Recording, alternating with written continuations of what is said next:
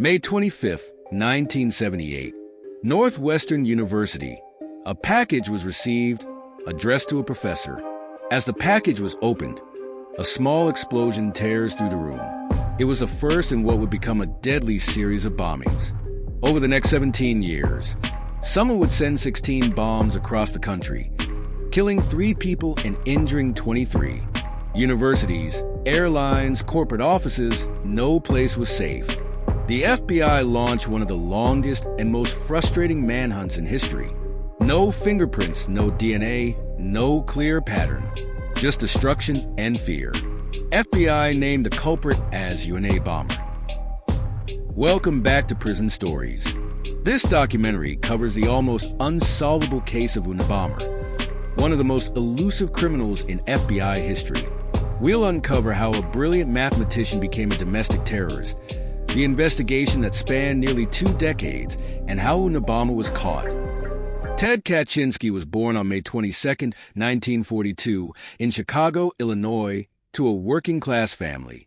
A nice middle-class family focused on their children's education and well-being.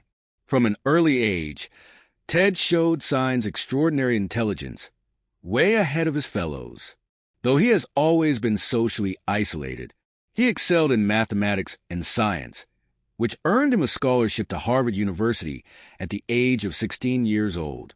However, despite his academic success, Ted struggled with social interactions, becoming increasingly withdrawn and distant from his peers.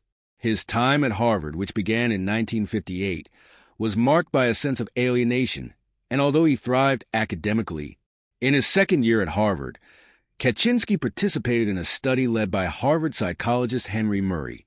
Subjects were told they would debate personal philosophy with a fellow student and were asked to write essays detailing their personal beliefs and aspirations. The essays were given to an anonymous individual who would confront and belittle the subject. Those 200 hours spent during the experiment shaped Kaczynski. It not only deepened his disillusionment with society, but created in him a hostility towards mind control techniques. After graduating with a degree in mathematics, he further earned a Ph.D. from the University of Michigan.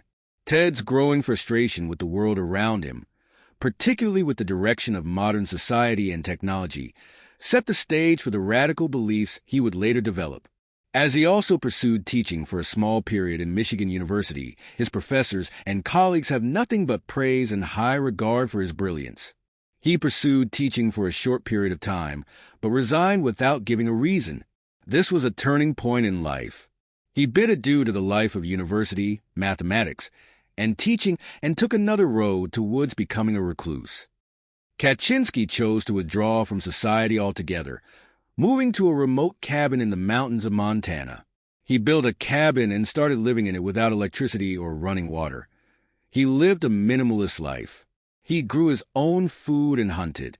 During this time, his growing frustration with modern society began to transform into a radical anti-technology ideology. He came to see industrial society as a threat to both human freedom and the environment, believing that technological advancement was destroying the natural world and individual autonomy. After years of isolation and refining his manifesto, Ted Kaczynski's beliefs began to manifest in the form of violent actions. In 1978, he planted his first bomb, a crude device that was intended to kill but ultimately injured its victim. This marked the beginning of his terror campaign, which would span nearly 2 decades. Kaczynski sent a series of homemade bombs to universities, airlines, and businesses, targeting individuals he saw as representatives of the technological society he despised. His bombs were designed with meticulous care. It essentially was a wooden box that looked to be hand-fashioned, handmade. We found.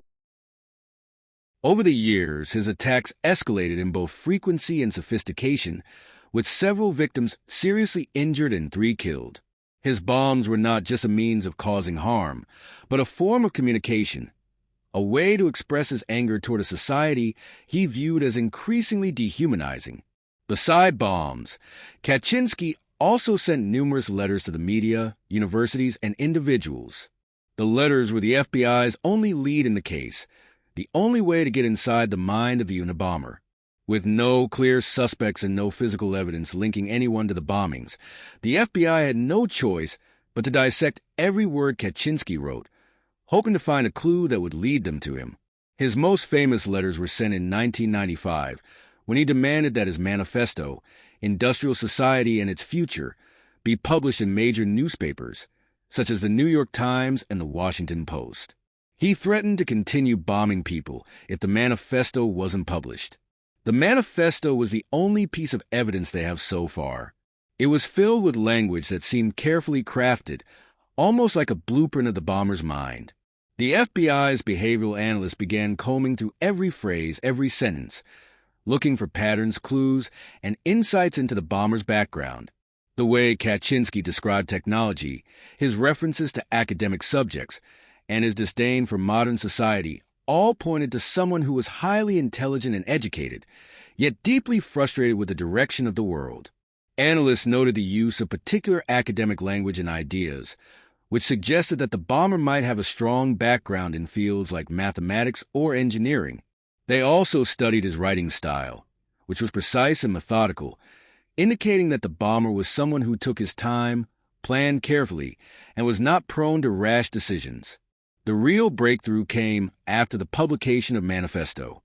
Kaczynski's brother, David, recognized the writing style and ideas in the manifesto and contacted the FBI. David's tip, combined with the analysis of Kaczynski's background, led authorities to focus on him as a prime suspect. In 1996, the FBI finally arrested Ted Kaczynski at his cabin in Montana, bringing an end to the years-long investigation and to one of the most infamous domestic terrorist campaigns in American history. After Ted Kaczynski's arrest in 1996, the major challenge for FBI was to prove his involvement in the bombings. The most immediate issue was the lack of direct forensic evidence linking him to the crimes. Kaczynski had been careful in his planning, often using materials that were difficult to trace and taking steps to avoid leaving fingerprints on the bombs or the letters he sent. Though they had his manifesto, which connected his ideology to the bombings, this was not enough to definitively prove his guilt in a court of law. One of the biggest hurdles was the fact that many of the bombs had been sent via mail, and they had little direct evidence of Kaczynski handling the devices. Additionally, Kaczynski had taken extreme measures to live in isolation, with minimal interactions with the outside world, further complicating the case. Kaczynski initially refused to speak to law enforcement or cooperate with the FBI. He was placed in solitary confinement and faced the prospect of a lengthy trial. During this time, his legal team started preparing a defense based on mental illness, but Kaczynski remained firm in his beliefs and showed no sign of remorse for his actions. He rejected the idea of taking a plea for mental illness.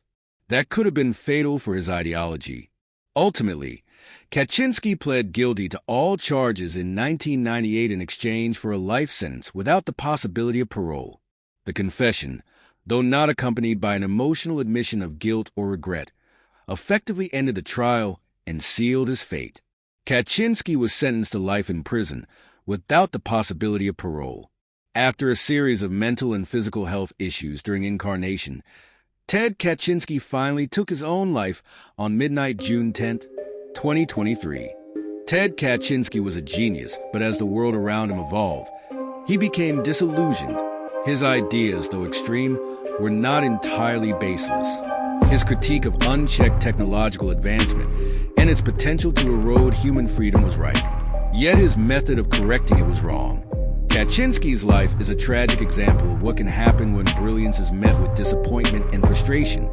Also, that intelligence without empathy can be dangerous. Thank you for watching Prison Stories. Stay tuned for more real-life cases that challenge our understanding of justice, humanity, and the complex nature of crime.